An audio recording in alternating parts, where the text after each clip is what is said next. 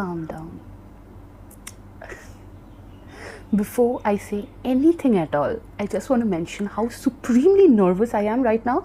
This is my first time filming a video where I'm talking in front of a camera, and it's scaring the bejesus out of me. And when I'm nervous, I act really strange. So if you see me acting weird, exceptionally, outstandingly weird throughout this entire video, which you will, be assured, you will see me acting that way, please know that it's me. It's just my poor nerves, my poor nerves, like Mrs. Bennet from Pride and Prejudice. Same. I'm not doing this. I haven't welcomed you guys, have I? No, I don't. Okay, so welcome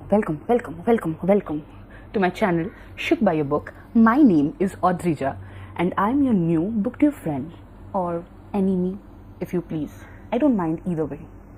As long as I'm something to you, I'm okay with it. So, this video is not going to be an introduction, because why do I need to tell you guys that I'm here because I love reading? And obviously, it's obvious, it's clear. So, this video is going to be a wrap-up for the month of May.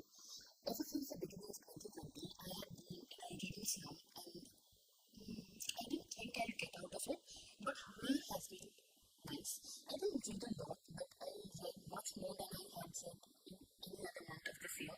I completed 8 books, and currently I'm in the middle of 4. I don't know how many of those I'm gonna finish ultimately, but let's see. So, without further nonsense, I'm just gonna jump straight into my first book. The first book I finished this month was Endless Night by Agatha Christie. I always count on Agatha Christie for getting me out of a reading slump, and she didn't disappoint this time either. I really enjoyed Endless Night. It was different from whatever else I've read till now. It didn't feature a detective serial we are accustomed to in novels. It felt more like a romance novel for most half the book, but you will be really wrong in choosing it to be a romance novel. It's not. It had gothic elements. It had, old houses and curses and creepy atmosphere, and it had romance, it had melodrama. It read different from her other works, as I said, and I really enjoyed my time, following our narrator Michael Rogers as he navigates his way around the world. He finds a beautiful house, he dreams about owning that house, about living there with the love of his life, and he meets a girl, and they do not belong to the same social class. He's a working class lad and she is rich. So then their relationship progresses from there, and everything culminates in a tragedy that doesn't happen for a really long time in the book. But once we see it goes really fast from there. You have to read it to understand what I'm talking about. This is not a review video, so I'm not going to give details and everything, but I really enjoyed my time. It was a little obvious after a certain point what was going to happen and who did what, but I think overall it was really enjoyable and I had a great time reading it. So yeah, I gave it 4 out of 5 stars. The second book I finished this month was My Grandmother Sends Her Regards and Apologises by Frederick Parkman, who happens to be my favorite author. Just putting it out there for you guys to know from the very start that I adore this man and everyone should. This book is about a girl named Elsa. She's almost 8, not 8, almost 8 years old, and she's super smart. So smart, I feel ashamed of myself. But anyway, it's about her and her relationship with a bunch of people, primarily her grandmother. She is a crazy old lady. She's just mad. She's bonkers. But I love her. She's maybe not the most perfect grandmother out there, if perfect is a, definitive word. But she's amazing. She's everything a child can expect for in their grandparents, and this woman sets Elsa off on a quest. I cannot talk about this book without giving spoilers, so I won't talk about it. And if I start talking, I will rave. So this is about meeting people. Elsa meets people. Elsa learns about life, about love, about everything that's important, and it's so beautiful. I mean, it's so beautiful. It's heartwarming, it's wholesome, it's lovely, it's just amazing, like everything Bachman writes. I remember the day I finished this book, I woke up at 5:30 in the morning, and for the 3 hours that it took me to finish it, because I was crying, I sobbed my eyes out, and I was like, it's not a good idea to read Frederick Bachman's work early in the morning. It's not good to start the day with so much crying. But I didn't cry out of sadness. I wasn't crying because I was angry or sad or all of those things.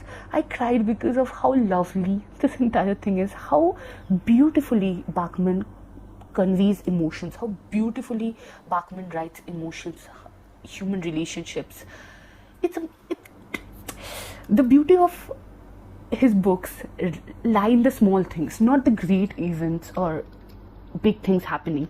It's about small little things, and it's amazing. I read this book. It's a nice, warm, cozy book. It's about everything one should love. It's about love. It is about books. It's about dogs. It's about cookies. It's about... Read it. Please read it. The next book I finished this month was The Razor's Edge by William Somerset Maugham. I absolutely loved this book. It's amazing. I picked it up as a recommendation from my father. It has been lying on my shelf since 2019, but I didn't pick it up all these years because I'm lazy.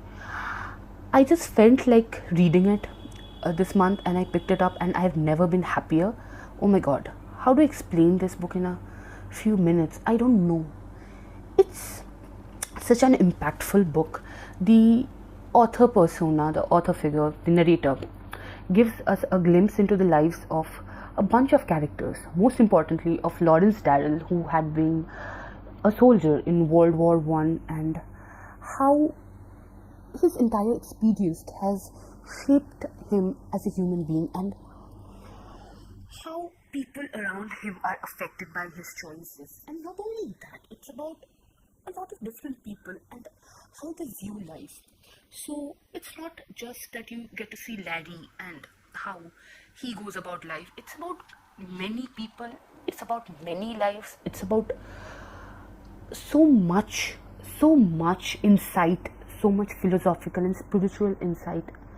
I think I will be making a separate review for this book, because if I start talking, it will take me an hour to just express a bit of the emotions I feel for this book.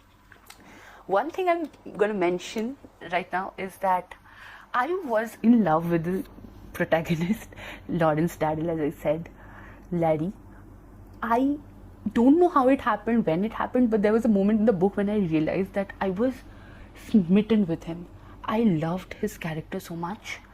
And it wasn't like he was a perfect person or anything. It's just that...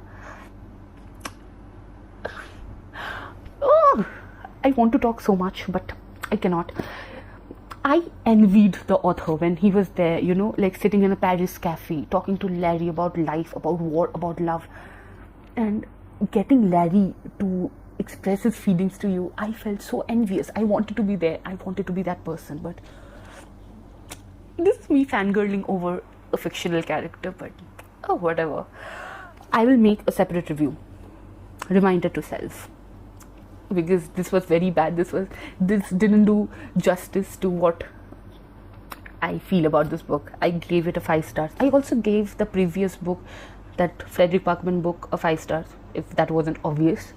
This was a 5-star read as well. I loved it. I will reread it sometime soon. Right now I'm also reading Of Human Bondage by Somerset Maugham, because I was so into this book that I thought, why not pick this up? So yeah, I am around 90 pages into the book. It's really thick. I don't know how long it's going to take me to complete it, but I hope to make a review after I've completed this. I'll make a joint review of these 2 books. So let's see. Plans.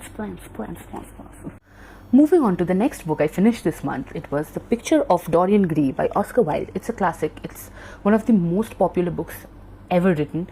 So you obviously know what this is about, but still. This is about Dorian Gray. And he is a young man who is extremely beautiful and also extremely obsessed with the idea of losing his beauty, of losing his youth. And this is why he somehow wills his soul onto a portrait that had been painted for him by a painter named Basil Hallward, if I'm not wrong. So now the picture of his starts living for him.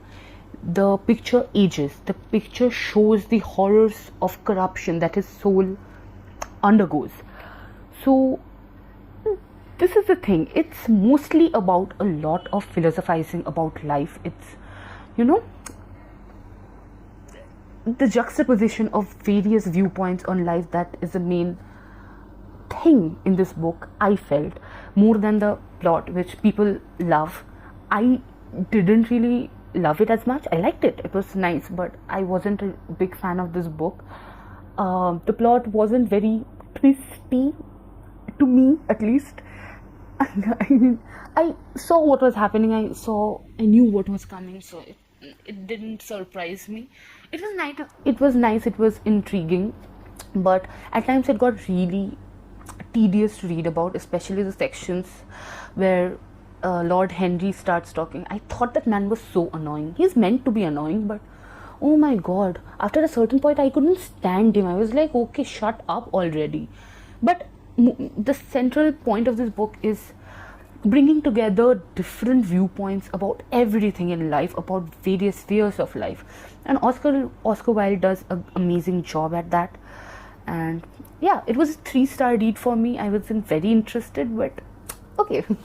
I really need to hurry up right now because otherwise this video is going to be super long and no one's gonna watch it.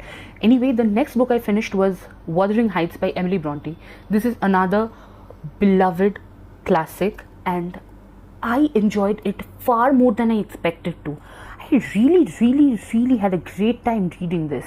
I mean, not, a fun time, but an interesting time, really. So this book is basically about Heathcliff and Catherine and people all around them, all about them, and it's a dark story. What interested me most was how aggressive this book was, and the fact that Emily Bronte wrote something so supremely intense was a shock to me, and I was pleasantly surprised, to be honest. I am really intrigued to know what Emily Bronte thought in writing this book, like what the thought process was behind this novel, and it's really surprising, and it's nicely surprising. But this book mainly deals not with love, not with revenge, but with abuse and trauma, about how abuse is like a cycle. It goes on from one generation to the next, and how the trauma of it all makes people monsters, like Heathcliff, for example. He is abused as a child and he despises his abuser. Obviously he does, but when he grows up he becomes even worse than his perpetrator, and that's sad and that's upsetting. It's maddening as well. I mean, the vehemence of this book, how intense this book is, makes you feel it inside you. I mean, while I was reading it, I could literally feel my nerves tingling from rage at times. It was so intense. Many people do not like feeling so intensely about a book, so aggressively, but I enjoyed it. I loved it, and must read. The next book I'm going to talk about is Sadako and the 1,000 Paper Cranes by Eleanor Kuerkuer. I don't know how to pronounce the name. I'm not going to butcher it. Anyway, it is about a real life person. Her name was Sadako Sasaki. She was a small girl who lived in Japan and who was a victim of the Hiroshima and Nagasaki atomic bombings. She was 2 years old when the bombs dropped, but it affected her.